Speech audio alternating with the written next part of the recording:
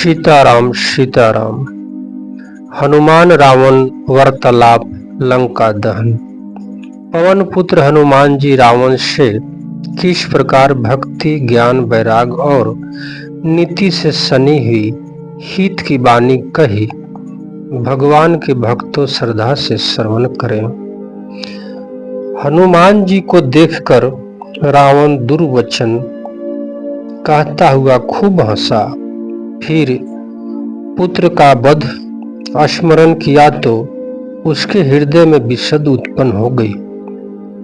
लंकापति रावण ने कहा, रे वानर, तू कौन है? किसके बल पर तुमने वन को उजाड़ नष्ट कर डाला? क्या तूने कभी मुझे मेरा नाम और यश कानों से नहीं सुना? रे शठ, मैं तुझे अत्यंत निस्संग देख रहा हूँ। तूने किस अपराध से राक्षसों को मारा? रे मूर्ख, बता, क्या तुझे प्राण जाने का भय नहीं है? हनुमान जी ने कहा, हे रावण, सुन, जिनका बल पाकर माया संपूर्ण ब्रह्मांड के समूहों की रचना करती है, जिनके बल से ब्रह्मा विष्णु महेश सृष्टि का सर्जन पालन और संहार करते हैं, जिनके बल से सहस्त्रमुख फन वाले शेष जी पर्वत और वन सहित समस्त ब्रह्मांडों को सिर पर धारण करते हैं, जो देवताओं की रक्षा के लिए नाना प्रकार की देह धारण करते हैं और जो तुम्हें जैसे मूर्खों को शिक्षा देने वाले हैं, जिन्होंने शिव जी के कठोर धनुष को तोड़ डाला और उसी के साथ राजाओं के समूह का गर्भ चूर्ण कर दिया, जिन्होंने खरदूषण तिरसरा और बाली को मार डाला, जो सब के सब अतुलनीय बलवान थे, जिनके लेश मात्र बल से तुमने समस्त चराचर जगत को जीत लिया है और जिनकी प्रिय पत्नी को तुम चोरी से हर लाए हो, मैं उन्हीं का दूत हूँ। मैं तुम्हारे प्रभुता को खूब जानता हूँ। सहस्त्र बहु से तुम्हारी लड़ाई हुई थी और बाली से युद्ध करके तुमने यश प्राप्त किया था। हनुमान जी के मार्मिक वचन सुनकर रावण ने हंसकर बात टाल दी। हे राक्षसों के स्वामी, मुझे भूख लगी थी, इसीलिए मैंने फल खाए और वानर स्वभाव के कारण वृक्ष तोड़े। हे निशाचरों के मालिक, देह सबको परम प्रिय है। कुमार्ग पर चलने वाले दुष्ट राक्षस जब मुझे मारने लगे, तब जिन्होंने मुझे मारा उनको मैंने भी मारा। उस पर तुम्हारे पुत्र ने मुझको बांध लिया, किंतु मुझे अपने बांधे जाने की कुछ भी लाज नहीं है। मैं तो अपने प्रभु का कार्य किया चाहता हूँ। हे रावण, मैं हाथ जोड़कर तुमसे विनती करता हूँ, तुम अभिमान छोड़कर मेरी सीख सुनो। तुम अपने पवित्र कुल का विचार करके देखो और भ्रम को छोड़कर भक्त भयहारी भगवान को भजन करो।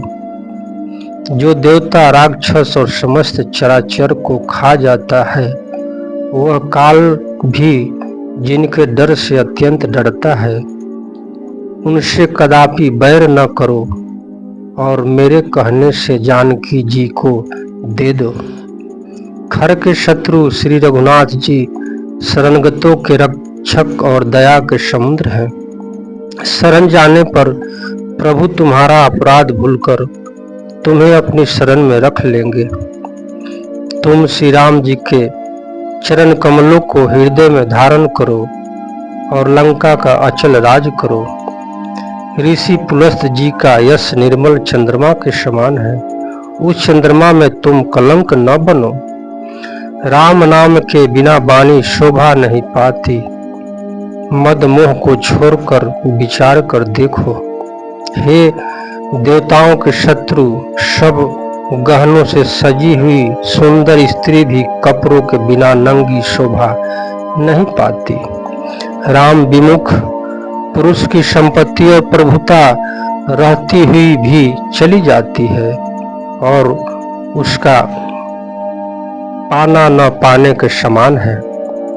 जिन नदियां के मूल में कोई जल स्रोत नहीं है, अर्थात जिन्हें केवल बरसात का ही आसरा है, वे वर्षा बीत जाने पर फिर तुरंत ही सूख जाती है। हे रावण, सुनो, मैं प्रतिज्ञा करके कहता हूँ कि राम विमुख की रक्षा करने वाला कोई भी नहीं है। हजारों शंकर, विष्णु और ब्रह्मा भी श्री राम जी के साथ द्रोह करने वाले तुमको नहीं बचा सकते।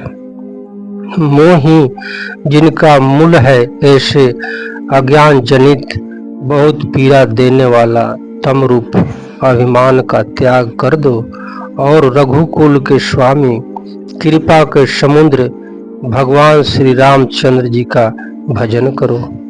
यद्यपि हनुमान जी ने भक्ति, ज्ञान, वैराग और नीति से सनी हुई बहुत हित की वाणी कही, तो भी वह महान अभिमानी रावण बहुत हंसकर व्यंग से बोला कि हमें यह बांदर बड़ा ज्ञानी गुरु मिला। अरे दुष्ट, तेरी मृत्यु निकट आ गई है। अधम, मुझे शिक्षा देने वाला है। हनुमान जी ने कहा, इससे उल्टा ही होगा, अर्थात मृत्यु तेरी निकट आई है, मेरी नहीं। यह तेरा मति भ्रम बुद्धि का फेर है, मैंने प्रत्यक्ष जान लिया। हनुमान जी के वचन सुनकर वह बहुत ही कुपित हो गए और बोला, अरे इस मूर्ख का प्राण शीघ्र ही क्यों नहीं हर लेते। सुनते ही राक्षस उन्हें मारने दौड़ते। उसी समय मंत्रियों के साथ विभीषण जी वहां आ पहुंचे। उन्होंने सिर नवाकर और बहुत विनय करके रावण से कहा कि दूत को मारना नहीं चाहिए, यह नीति के विरुद्ध है। हे गोसाई, कोई दूसरा दंड दिया जाए। सबने कहा, भाई यह सलाह उत्तम है। यह सुनते ही रावण हंसकर बोला, अच्छा तो बंदर को अंग भंग करके भेज दो, लौटा दिया जाए। मैं सबको समझाकर कहता हूँ कि बंदर की ममता पूंछ पर होती है, अतः तेल में कपड़ा डुबोकर इसे इसकी पूंछ में बांधकर फिर आग लगा दो। जब बिना पूंछ का यह बंदर वहां अपने स्वामी के पास जाएगा, तब यह मूर्ख अपने मालिक को साथ ले आएगा, जिनकी इसने बहुत बड़ाई की है। मैं जरा उसकी प्रभुता सामर्थ्य तो देखूं। यह वचन सुनते ही हनुमान जी मन में मुस्कुराए और मन ही मन बोले कि मैं जान गया, माता सरस्वती जी इसे ऐसी बुद्धि देने में सहायक हुई। रावण के वचन सुनकर मूर्ख राक्षस वही पूंछ में आग लगाने की तैयारी करने लगे। पूंछ के लपेटने में इतना कपड़ा और घी तेल लगा कि नगर में कपड़ा, घी और तेल नहीं रहा। हनुमान जी ने ऐसा खेल किया कि पूंछ बढ़ गई, लंबी हो गई। नगरवासी लोग तमाशा देखने आए। वे हनुमान जी को पैरों से ठोकर मारते हैं और उनकी बहुत हंसी उड़ाते हैं, ढोल बजाते हैं, सब लोग तालियां पीटते हैं। हनुमान जी को नगर में फिरवा कर फिर पूंछ में आग लगा दी। अग्नि को जलते हुए देखकर हनुमान जी तुरंत ही बहुत छोटे रूप में हो गए। बंधन से निकलकर वे सोने की अटारियों पर जा चढ़े।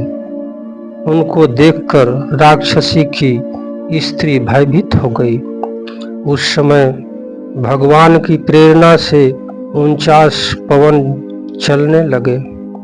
हनुमान जी अट्टहास करके गरजे और बढ़कर आकाश से जा लगे। देह बड़ी विशाल परंतु बहुत ही हल्की फुर्ती है। वे दौड़कर एक महल से दूसरे महल पर चढ़ जाते। नगर जल रहा है, लोग बेहाल हो गए। नगर की करोड़ों भयंकर लपटें झटपट रही है। हाय बप्पा, हाय मैया, इस अवसर पर हमें कौन बचाएगा? चारों ओर यही पुकार सुनाई पड़ रही है। हमने तो पहले ही कहा था कि यह वानर नहीं है, वानर का रूप धरे कोई देवता है। साधु के अपमान का यही फल है कि नगर अनार्थ के नगर की तरह जल रहा है। हनुमान जी ने एक ही क्षण में सारा नगर जला डाला, एक विभीषण जी का घर नहीं जलाए। शिव जी कहते हैं, हे पार्वती, जिन्होंने अग्नि को बनाया, हनुमान जी उन्हीं के दूत हैं, इसी कारण वे अग्नि से नहीं जले। हनुमान जी ने उलट पलट कर एक ओर से दूसरी ओर तक सारी लंका जला दी। फिर वे समुद्र में कूद पड़े, पूंछ बुझाकर थकावट दूर करके, और फिर छोटा सा रूप धारण कर हनुमान जी श्री जानकी जी के सामने हाथ जोड़कर जा खड़े हुए। तपस्वी महेश कुमार इस कथा को सुनने वाले माता पिता भाई बहन को श्रद्धा और स्नेह के साथ प्रणाम करता है।